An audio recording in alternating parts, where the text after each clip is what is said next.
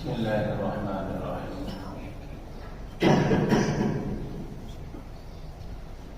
آج کی مجلس میں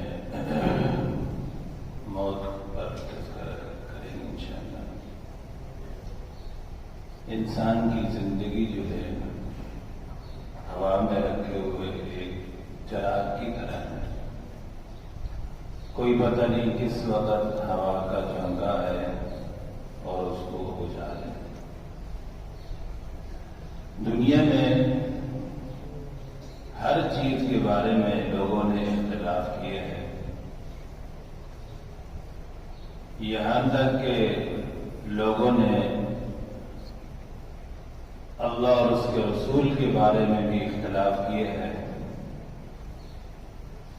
اور موت کے بعد آنے والی جو زندگی ہے اس کے بارے میں بھی لوگوں نے اختلاف کیا ہے کہ مرنے کے بعد زندہ ہوں گے یا نہیں ہوں گے۔ کافر کہتے ہیں یقولون انا لمردودون فی الحافرہ، جب ہم مر جائیں گے مرنے کے بعد ہماری ہڈیاں بوسیدہ ہو جائیں گی، بالکل راکھ بن جائیں گی، تو پھر ہمیں دوبارہ کیسے زندہ کیا جائے گا؟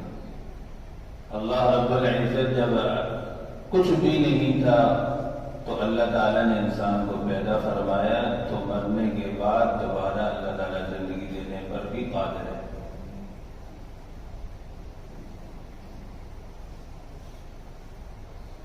تو سب چیزوں کے بارے میں اختلاف کر سکتے ہیں، لیکن موت ایک ایسی اٹل حقیقت ہے، اس کا کوئی بندہ بھی انکار نہیں کر سکتا کہ موت نہیں ہے۔ جتنی بھی آپ کے پاس سائنسی لحاظ سے ساز و سامان موجود ہو، لیکن پھر بھی موت کو کوئی روک نہیں سکتا، موت آ کر رہے گی، یہ ایک اٹل حقیقت ہے۔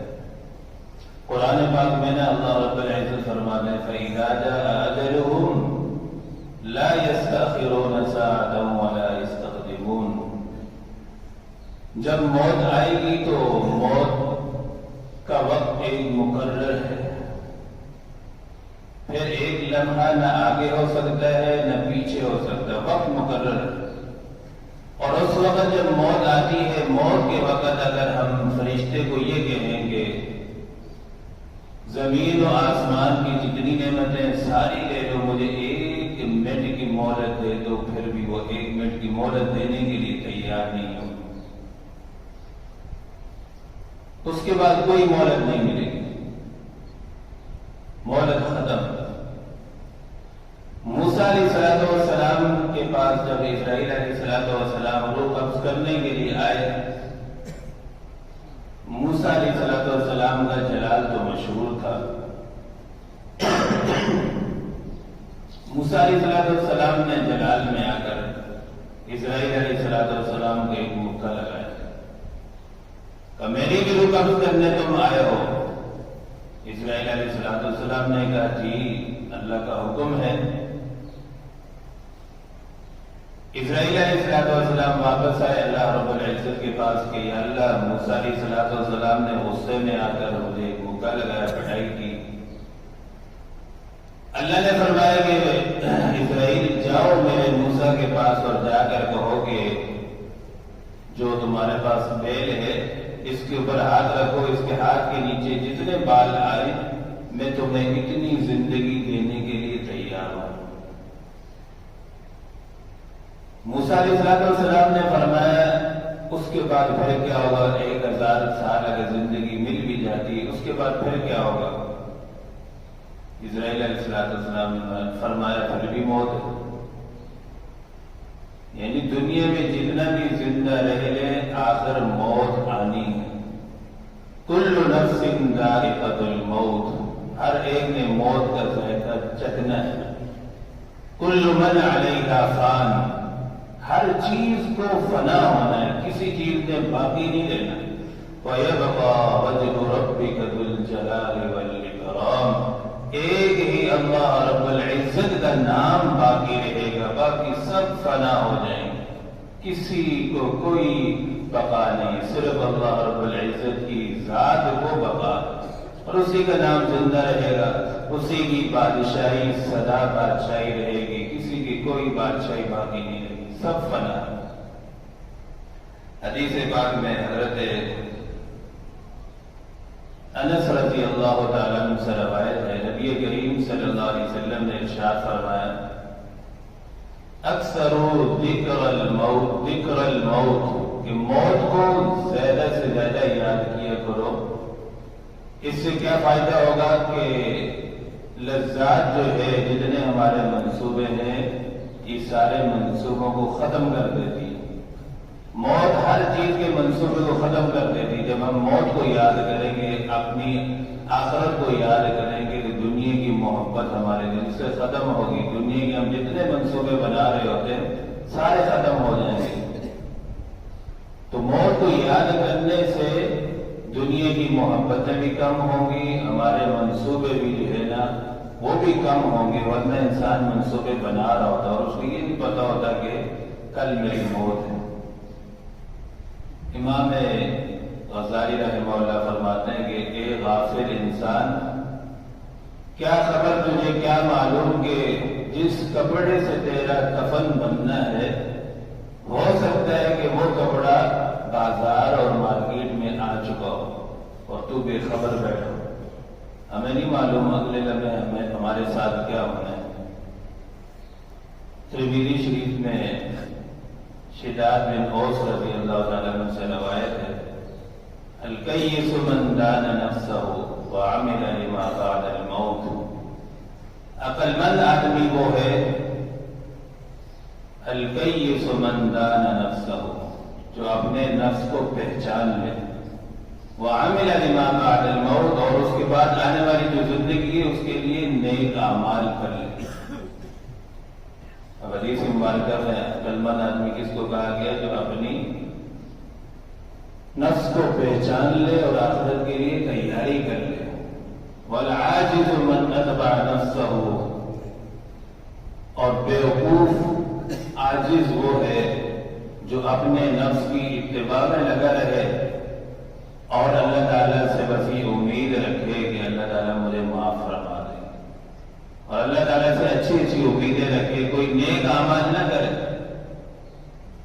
ہوتا یہی نا آج کل، سب کچھ کرنے کے بعد آپ کہتے ہیں اللہ بڑا غفور ہے، اس میں کوئی شک نہیں ہے۔ ساتھ یہ بھی کہا کریں گے اللہ تعالیٰ کی پکڑ بھی بڑی سخت ہے، اور جب اللہ کی پناہ جب پکڑ آ جائے نا، پھر اللہ رب العزت کی پکڑ سے بھی کوئی نہیں بچا سکتا۔ جہاں اللہ رب العزت کی غفور الرحیم صفت ہے، وہیں ان بطش ربک لشدید بھی رب کی صفت ہے۔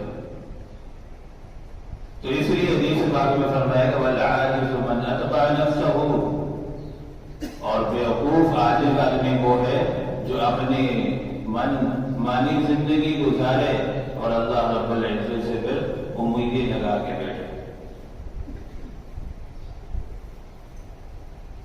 ام المؤمنین سیدہ عائشہ رضی اللہ تعالیٰ عنہ کے پاس ایک عورت آئی اور کہنے لگی، امی جان میرا دل بہت سخت ہو گیا ہے، کوئی بات میرے دل پر اثر نہیں کرتی۔ امی جان نے فرمایا کہ موت کو کثرت سے یاد کیا کرو، اس سے تمہارا دل نرم ہو جائے گا۔ جب انسان کے دل پر بات اثر نہ کرے، دین کی بات کو نہ لے، تو انسان رات کو سوتے وقت یا سونے سے پہلے یا نماز کے بعد تھوڑی دیر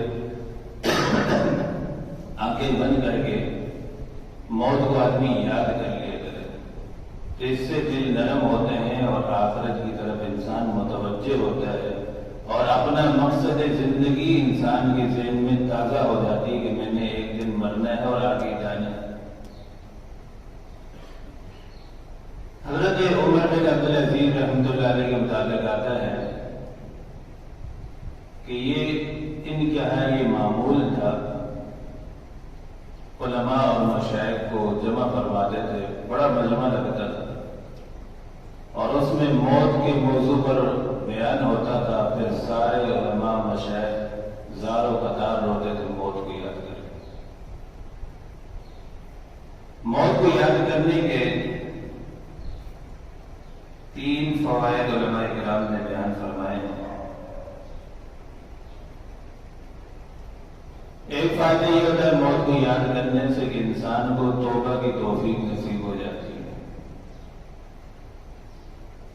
دوسرا فائدہ یہ ہوتا ہے کہ انسان کو قناعت نصیب ہو جاتی ہے، انسان کے جو ملا ہے الحمدللہ، حریص نہیں بنتا۔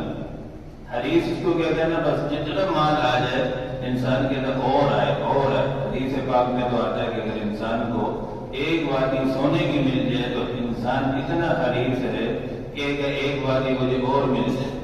شیخ سعدی رحمہ اللہ فرماتے ہیں کہ اگر انسان کو ایک ملک کی حکومت مل جائے تو انسان اتنا حریص ہے کہ اگر دوسرے ملک کی بھی مجھے حکومت ملے۔ انسان کا پیٹ کبھی نہیں بھرتا سوائے جو ہے نا اس کی قبر کی مٹی ہی انسان کا پیٹ بھر سکتی ہے۔ تیسرا فائدہ یہ ہے موت کو یاد کرنے کا، نشاط العبادت، عبادت کے اندر سکون نصیب ہوگا۔ حدیث مبارکہ میں آتا ہے نا کہ جب بھی عبادت کرو تو ایسی عبادت کرو یہ سمجھ گئے کہ ہو سکتا ہے یہ میری زندگی کی آخری عبادت ہو، آخری نماز ہو۔ آج کل اللہ رب العزت کی پناہ ہم کھانے کو تو زندگی کا آخری سمجھ کے اور اخلاص کے ساتھ کھانا کھاتے ہیں، لیکن نماز کے اندر اخلاص سے نماز نہیں پڑھتے اور اخلاص سے جو ہے نا آخری نماز سمجھ کے نہیں پڑھتے۔ جب ہمارے اندر یہ چیز پیدا ہو جائے گی انشاءاللہ العزیز تو عبادت کے اندر ہمیں سکون بھی آئے گا، لذت بھی محسوس ہوگی۔ تو اللہ رب العزت سے دعا ہے جو کچھ کہا گیا سنا گیا اللہ رب العزت ہم سب کو عمل کی توفیق نصیب فرمائے۔ وآخر دعوانا الحمدللہ رب العالمین، الحمدللہ۔